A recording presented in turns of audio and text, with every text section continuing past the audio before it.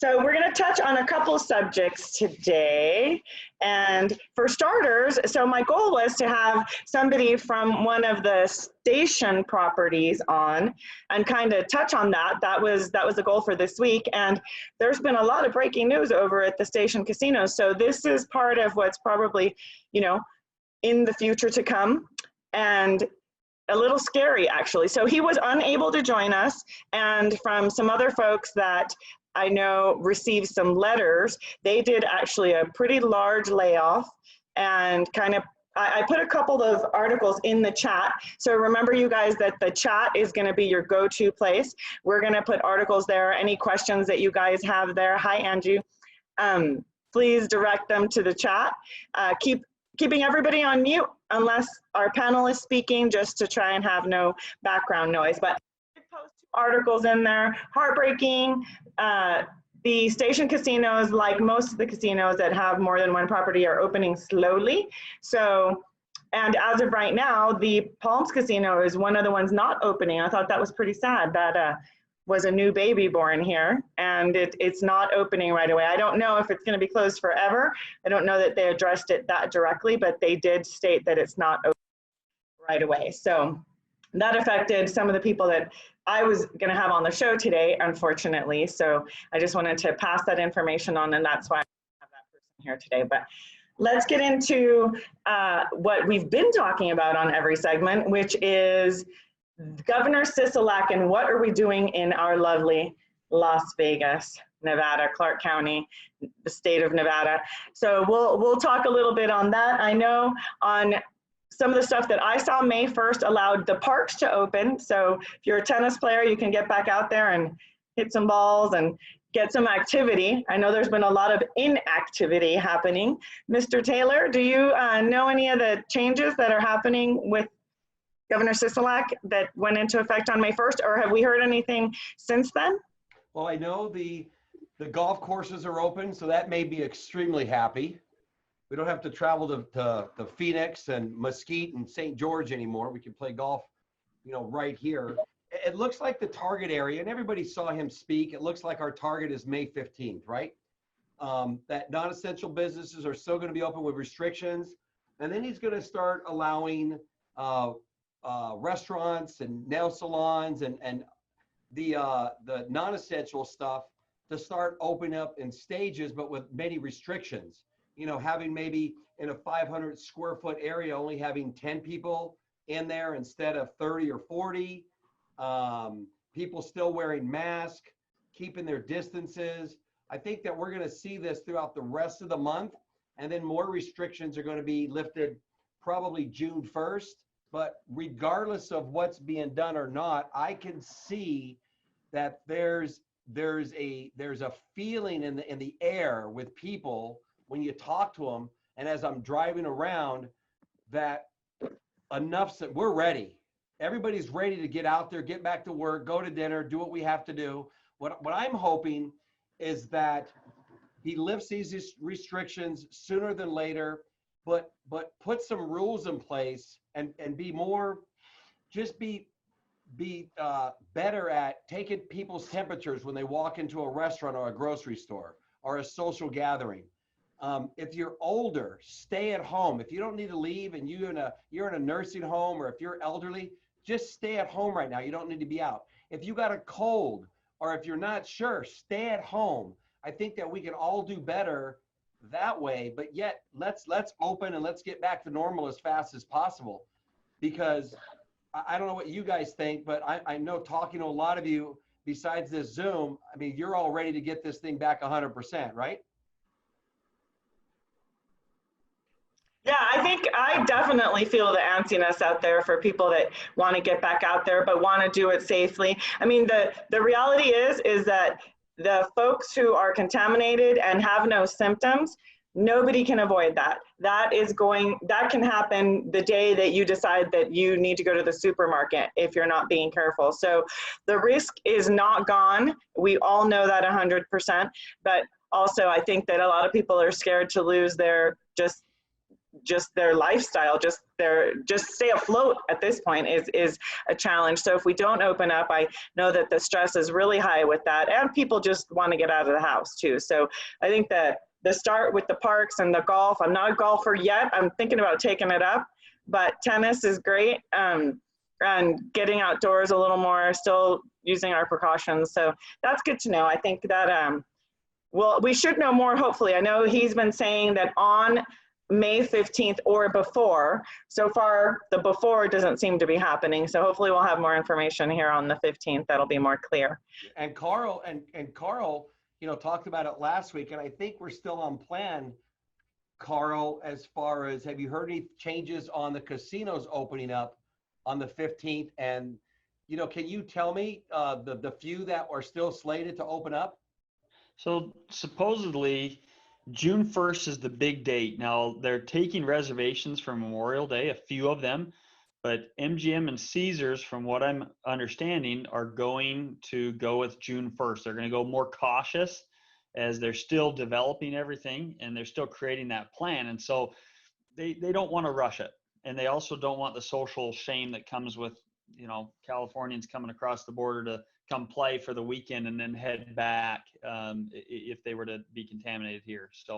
So likely it's June 1st, but the Wynn right now is taking reservations. So I went on and just tested it. Well, what would happen if I put in the Wynn? And sure enough, they'll take reservations after the 15th. So there's a possibility they open, or maybe they just bump it and punt for later. Wouldn't shock me either way.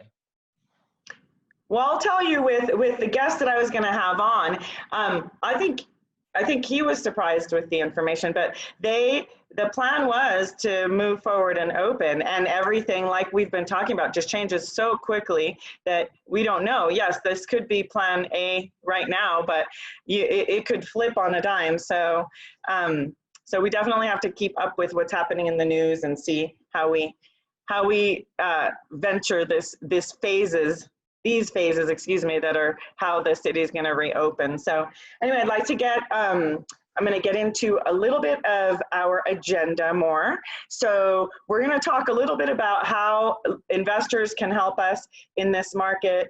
Basically, we want to talk about rentals a little more in depth. We're getting a lot of questions about rentals. So on both ends of it. So several of you guys own a lot of rental properties, right? Or have a lot of clients that are buying and selling rentals.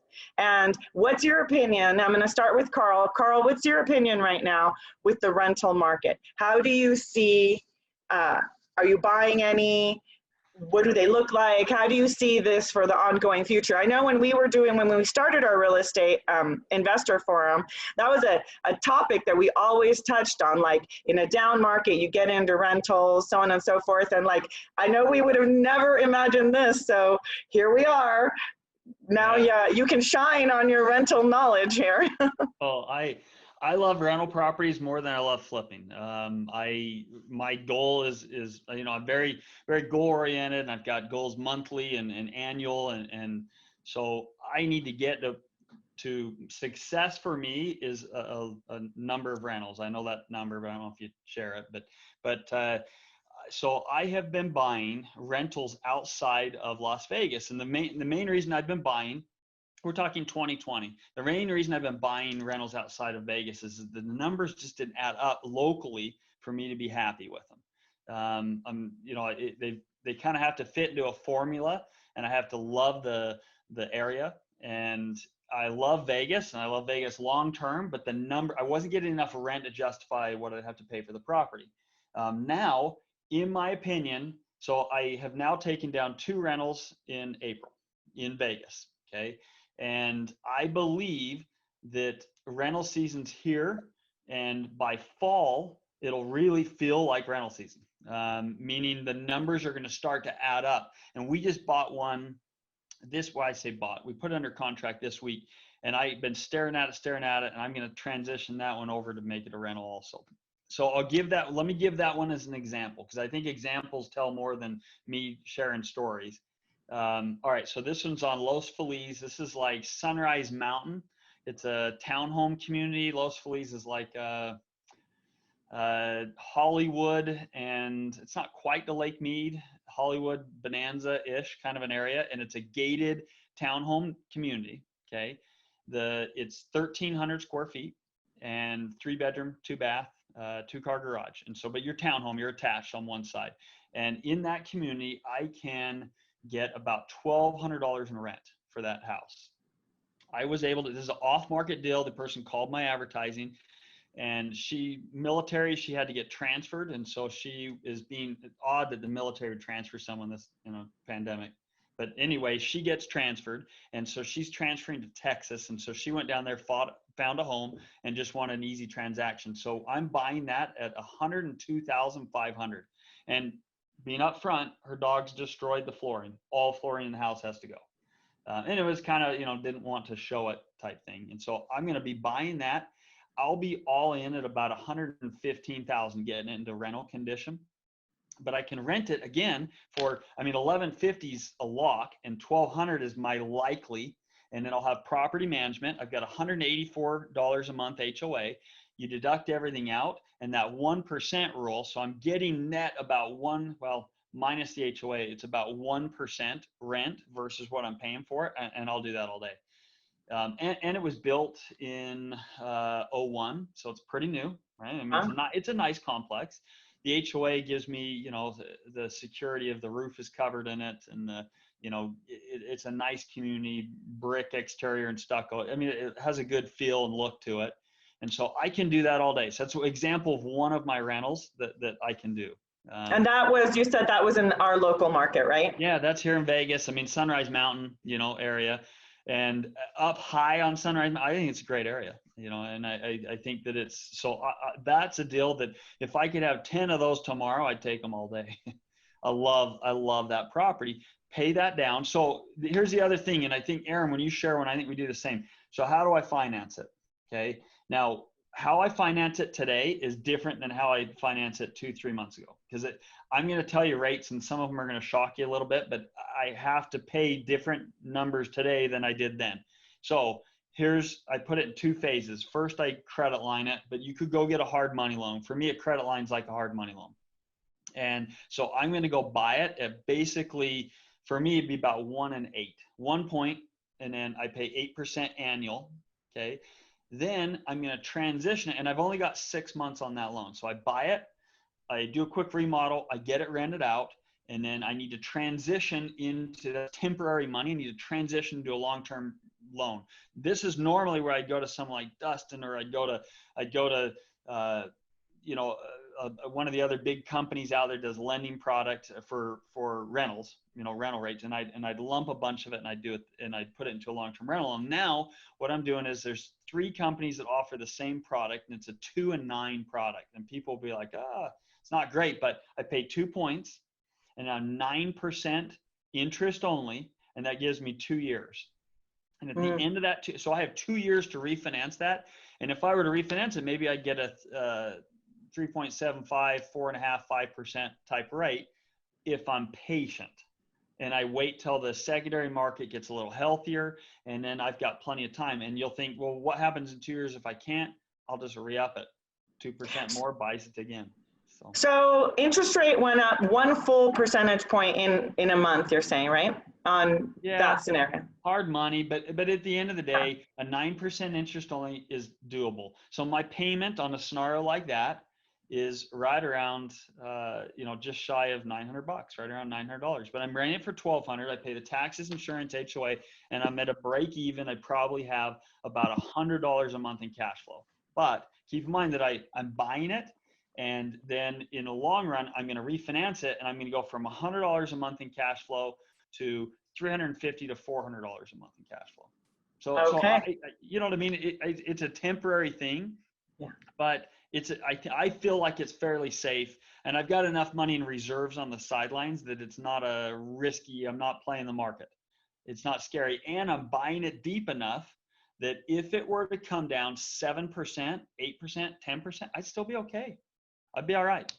I can survive it. I'm not going to buy it at 95 cents on the dollar and assume that I'll be okay. I will eventually be upside down this fall, but I won't in my scenario because I'm buying it deep enough. Fantastic. And Aaron, you buy rentals as well, right? So what does that scenario sound like something you would do? Or what are you doing that may be different than what Carl's doing in the market right now? So ours are a little more conventional.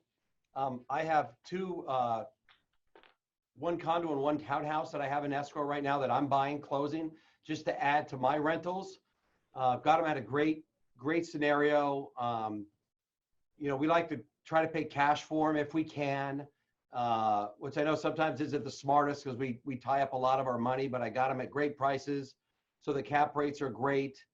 We're still buying rentals. I see the rental market is still very strong. Inventory isn't very high on rentals. We manage about 300 properties here at our building at 8400 West Sahara. Oh, wow. We have a nice place that we put on the market for rent. It rents really fast. So I think that the amount, the rental amount is probably not going to drop at all. I don't see that happening. People still need a place to live. We still have thousands of people moving here a month, especially next month when we get this over with, when our economy comes back here in Las Vegas. And honestly, what I'm seeing too is the beginning of when Sisolak talked about the rental restrictions as far as showing them, you can't evict people, you can't send notices. That first week, we had several people that didn't pay their rent, but since then, we haven't had anybody. And, wow. maybe it's due to that most of our renters now are on unemployment making twice as much money. I'm not sure if that's the case, but people are paying the rents. The rental market's strong. People are out there looking for rentals, and I'm still buying rentals. So I'm very optimistic about that market. Well, that's fantastic. That's good to hear. Yeah, and really nice too that they didn't pay and then came back and paid, because some people, as we know, might take advantage of that. So that's good to hear. So Mr. Dustin Dehart, so I'm gonna keep us on the rental topic right now, but what are you seeing on the lending end for conventional and rental loans, rental lending in your world? Well, in my world, I'm the normal conventional world for those, not, you know, what Carl's doing up front on the afterwards and refinancing them world. And nothing's really changed. In fact, rates, to be honest, are much higher than they should be for rental properties. Are they? Okay. They are, just because of the liquidity issues happening in the secondary market that we've talked about for the last few weeks on these meetings. And on that front, nothing much has changed. Although Mark Calabria did he's the director of the FHFA. He did an interview with a guy that's very influential in our business who came out of that with high optimism. So that's good. So hopefully I have some better news next week. But for the normal buyer, you know, buying a rental property, it's normally income's not the issue, or credit score, because you can go down to a 620, although the better the score, the better the rate. Because you can use future rental income to help you qualify. For instance, like Carl was saying, if the rental income is $1,200, I can actually use 75% of that, which more often than not offsets the whole payment, right? So typically what sets people back on investment properties is having the assets to do it, right? The 20% down, the 6 months reserves on that property and any other property they own. But if they do have that, and I know a lot of people are taking money out of the stock market right now, people that you know right now, you know, because that's a risky proposition. They may have some extra money in the bank, and, you know, they could go buy a condo like Carl did with as little as 20% down using that future rental income. And again, when I say rates are higher, they're still really, really low, although they should be a little lower for investment property rates right now. And I think that'll change in the coming weeks. So I see. Okay. And so do you do many of those types of loans? I mean, did you see any change? Could you say, like, from, you know, February to March to today, any changes? There is really no changes, you know, and I do a lot of them.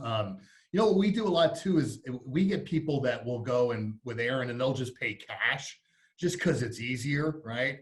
And then they'll turn around to me, and literally the next day they can refinance that property instead of going through the whole purchase process, and take 75% back out of the property and then go buy another one with cash and keep doing that.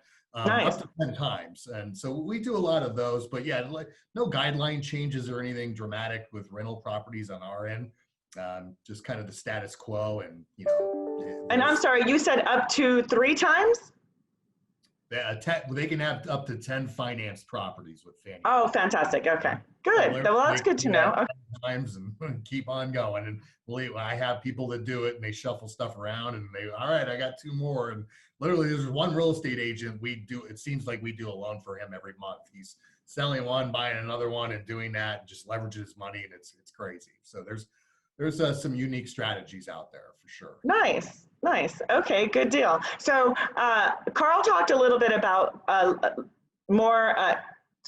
larger hard money type situation or credit lines. Stephen, you're local and you're here with us on the ground. So can you give us like a little bit more specifics on what you can offer as far as this rental world market? Sure. So private money lender licensed.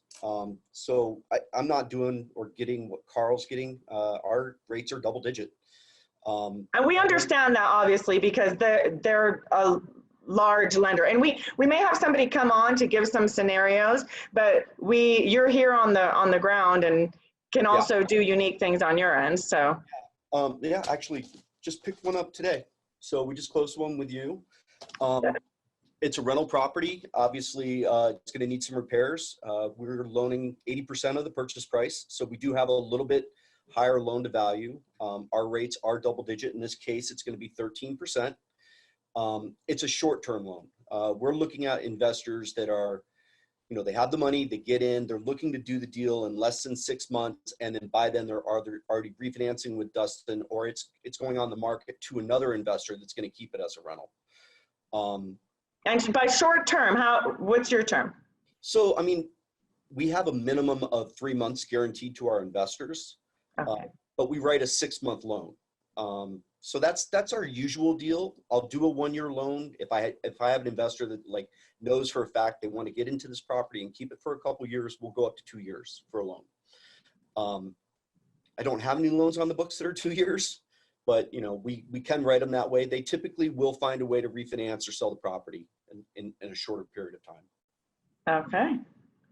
Well, very good. So then I think I'm gonna end the rental conversation. I think we got a lot of information out on that. And I just, before we move into our Q&A, I do wanna ask, reopening, has anything changed in your world? Carl, your office has been opening. You guys are following the rules and everything, right? But you're open. Is anything changing for you? And we'll keep these a little bit shorter.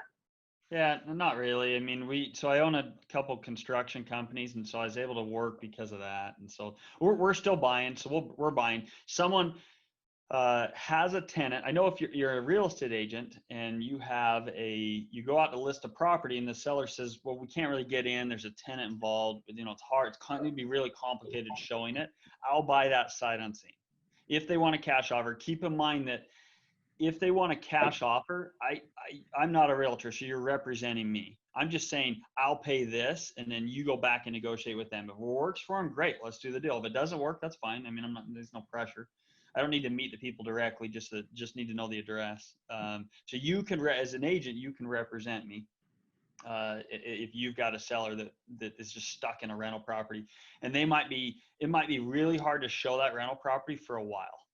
Or evict someone for a while, you know what I mean? So it's just going to be a little odd there. Hasn't changed a lot on our side. We're still open for business.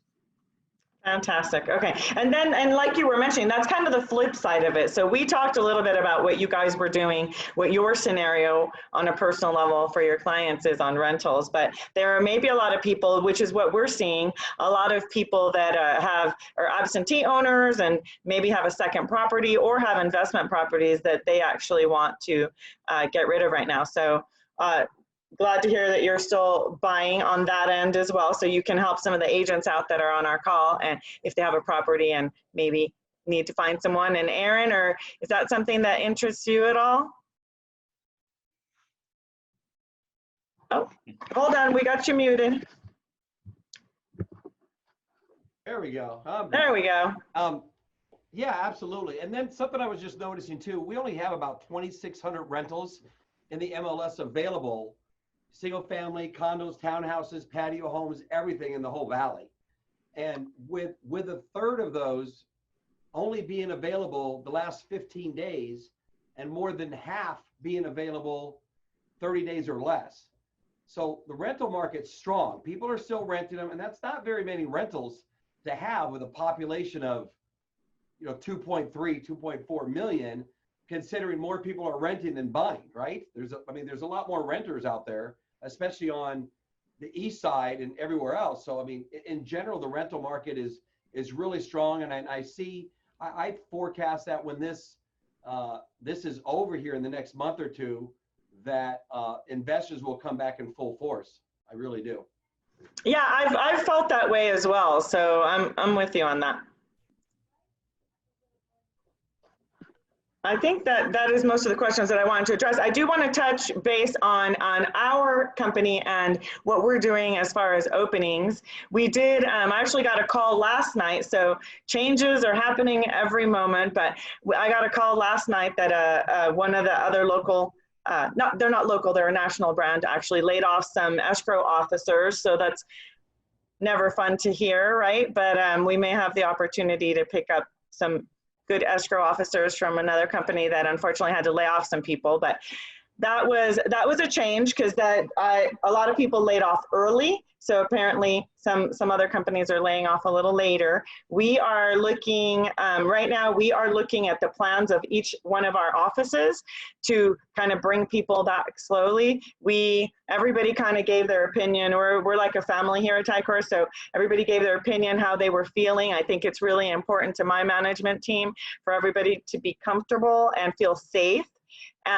So we're looking at every office, we're looking at how it's laid out, so that when people do come back, they're going to be 6 feet apart. If they want masks, they're going to have masks, gloves, and all of the normal stuff our new normal stuff that we've been doing is going to stay in place at our company. So that gives you a little bit of an idea of where we are going forward. We haven't made any changes on signings or anything like that. We're still doing mobile signings ideally, and then curbside signings for folks who want to come to the office. The outside signings are interesting sometimes, especially with the wind. So you're trying to control your paperwork and sign the client, but some people feel safer out, with air, not in a confined space. So we try to accommodate the customer as best as possible. So that gives you a little bit of an idea of what our reopening is going to look like. Dustin, you're in the office. What's going on over at Nova Home Loans, or at least with your team? Well, my whole staff, the branch itself is working from home. I take that back. I have one expediter here in the office, and then me and a guy on my team are pretty much the only people that are in here. We did get directive from corporate, pretty much the same as you. We're going to receive masks soon, sanitizers, gloves, the whole 9 yards. Welcome, for everybody to use and set some boundaries, and hope that we can start putting people back in the offices once the stay-at-home order's been lifted, slowly but surely, and just kind of see how it goes and take it day by day. Fantastic. Steven, you're in the office, it looks like, right? That's your office, not a home office? My man cave, but it is my office. And you're moving in full force? Yeah, but this is a one-man operation. So my social distancing, I've been doing this all by myself. Nice. How's the rest of the atmosphere in the office? Is there people going in? Yeah. So actually, I rent space out of a real estate building. I'm in the Win-Win real estate building. So we do have a receptionist up front. She wears a mask, and we have a couple agents that are in and out. We have an insurance agent that's up front. We see him. So typically, we have property management on the other side of the building, receptionist, and myself. So 3 people in 5,000 square feet. Gotcha. And Aaron, I know last time we talked, you had mentioned that, you may look at things a little differently. If some of your team is comfortable working from home, you may implement a shorter week or anything. Have you put any of the changes into place or made any decisions on that? Yeah, we did. Actually, today we had our team meeting. So all 17 of us were here in our training center in person for the first time. Aw. The ladies that work here in the office that have children, they're going to work half days here and half days at home. But, you know, we people may think we're a little premature, but today we're business as usual. We're back 100%. We're working, we're open, we're coming to the office. Just like when this thing started, I was a month ahead of the curve. I let everybody know what was going to happen. I can see it, and it happened. And I think I feel the same way about what's going to happen over the next 2 weeks. You know, our business is going to be booming. We're going to do 12 months of business in 6 months. You guys hold on for the ride. I'm monitoring the contingent sales every single day. And just from last week, they went from 50 something or 63 to 78 per day. And now we're over 90. So if that tells you anything, people are buying homes. They're tired of getting locked up. We are full force, open, ready to go. And I'm just waiting for the rest of the city to get on the bandwagon. So let's do this. Let's Let's do go. I have to tell you, I have not gone to the Strip, and I am determined to get a picture in front of the Las Vegas sign with no traffic. Let's get a pig taco already. That's funny. Somebody made a suggestion that to open up the Strip to locals first, so that everybody could get some pent-up energy out, and then invite the tourists back. But that's I don't know. Great idea. I love it. So thank you guys very much. We're a little over on time on our 30-minute initial segment. We are opening it up for Q&A if anybody has any questions. So Jeff, do you have any questions that we need to address from our audience? I don't have anybody on the chat that has any questions. Okay. Do you have any questions, Jeff? I think that, you know, just kind of seeing the market as it's turning right now, that I guess my question would be, when would be the best time to like buy? You know, I mean, coming from Dustin and how to get qualified and everything, what would be the best opportunity to buy? And who are we directing that? Is that a Carl question? Dustin. I mean, Dustin would be the one that would know the best about the loans and what products are out there right now. Yeah, look at products have not changed. It's, certain lending institutions have installed a lot of overlays because of the liquidity issues. But places like Nova and other good mortgage companies, we're 100% full go. All our products are still there. Fannie's moving along. There's going to be some good optimism going into next week on the forbearance problems and liquidity issues. Yeah, look at I don't think is the time to buy with real estate is different than with mortgages. Right now is the time to buy if you're thinking about rates, because they're flatlining right now. I mean, we saw huge spikes in volatility. Like, we normally don't see that within 2.5 years, and we saw that in like 10 days. It was nuts. So it's calmed down. The Federal Reserve is buying mortgage-backed securities, not as many as they used to. They're kind of threading the needle perfectly, but we're kind of hit a floor. And in my opinion, we're not going to see huge spikes up or down, but we're kind of trending up. So if you're rate conscious, now's the time to buy, in my opinion. But I'll lean towards you guys on the real estate side. Is now the best time to buy? As far as the median sales price, is it going to come down a little more?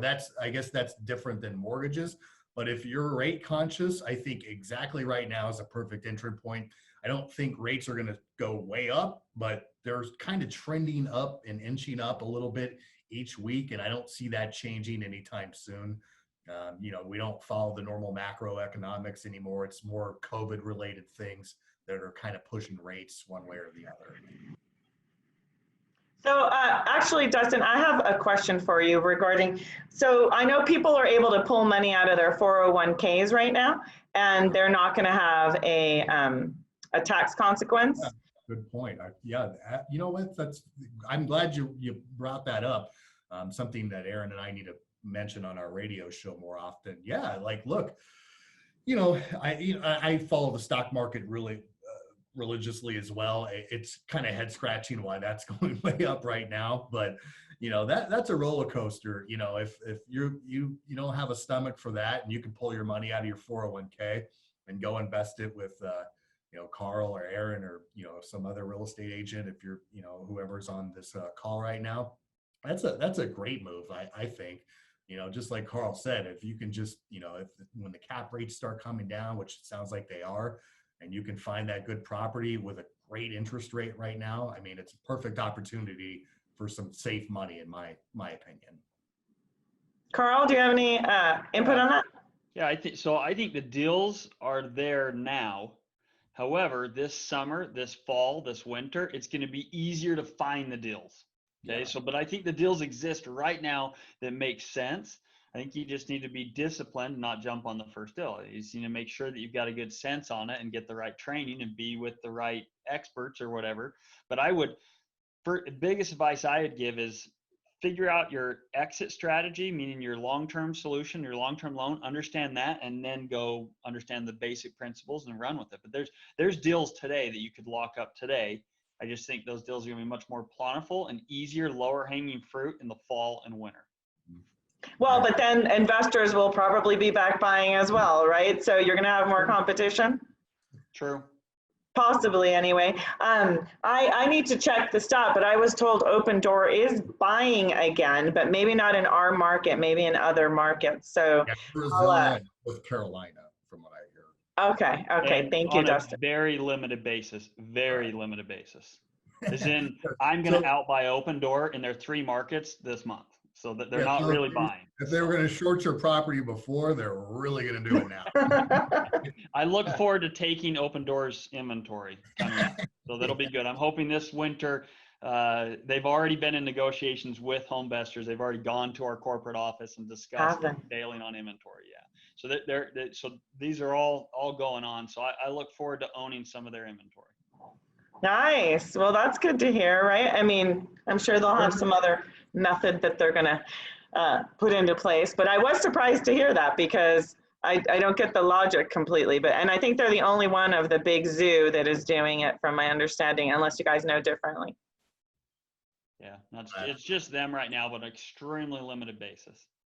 Gotcha. Okay. I did see, by the way, that Mr. Bart Sloan did try to call the Treasure Island. So, and they were taking reservations, it looks like, for the 15th, but I was told subject to all change, MGM. right? So I was told and I was told this by an MGM employee, but on the same note, I don't work for MGM. I can't speak for him, but I was told that all of MGM is going to be held off till June 1st, and that Treasure Island is not in phase 1. I think that the earliest we could see TI open is June.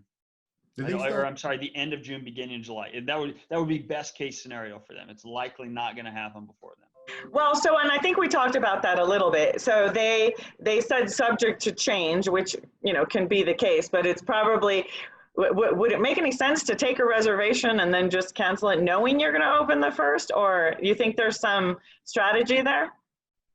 I think we're all just chomping at the bit to go do something fun. This is just a bunch of Californians that are just stuck in their house that are dying to get out. That's really what a lot of this comes down to. Well, we saw a lot of that with the beaches and all that. So I don't know. How's the golf course, Aaron? Have you been out since the 1st? Yep, I sure have, and I'm playing tomorrow morning. I'm kind of curious.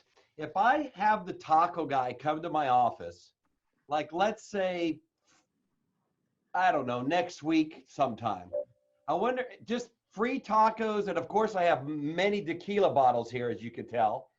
Tequila shots and Modelo's. I wonder how many people would just come and have a drink and have some tacos. What do you think, Fritz? Do you think people would come?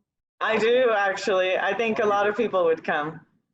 I do. I think a lot of people want to get out and just see humans in flesh, even if you can't hug them, and you can at least, socialize a little bit. I think that's been hugely important. I know God, I talk so much as it is. I've been talking a ton, but not sitting with somebody and feeling their energy is like torture. Yeah, it's really tough to.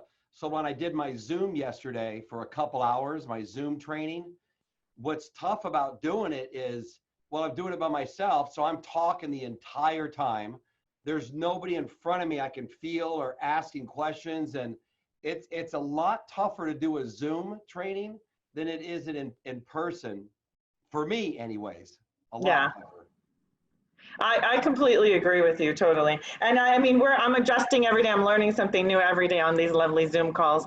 So on that, if nobody has any questions, I'm going to close out. But on that note, I do want to say that this would be so different if I didn't have all of you guys here participating with me. So thank you, Carl, for keeping this going with me. We started this last year and we want to keep it going. And someday we'll hopefully be doing a public event somewhere soon. I don't know when we're going to be allowed to do classes again. Right now, we've switched all of our classes to Zoom meetings, and we are still doing them, but they are Zoom meetings, even CE classes. So that's options for other agents online. And then thank you, Aaron Taylor. I greatly appreciate that you decided to participate in this with us. Thank you for having me. Yep. Thank you.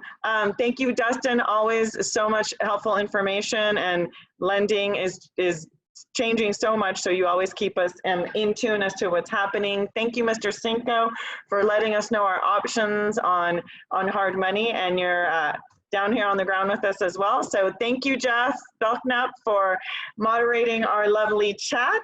And I think that's going to wrap it up. We're going to be here again next week. We hope to have some new and exciting subjects for you guys, and always keep us, in the loop about our market as well. So we'll see what happens in a week. Things are changing.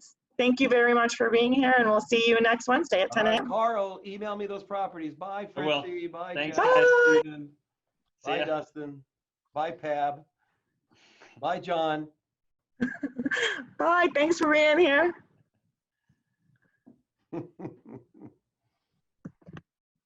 Hi, Fritzi. Hi. It's just me and you now. Oh, damn it, there's 9 more people. Good Lord. God, I shouldn't have said that. I'm just kidding. You're so funny. I love your background. That's so fun. Yeah, I put it on, Janessa put it on yesterday for me, just to be a little festive. It was kind of cool, right? Yeah, totally.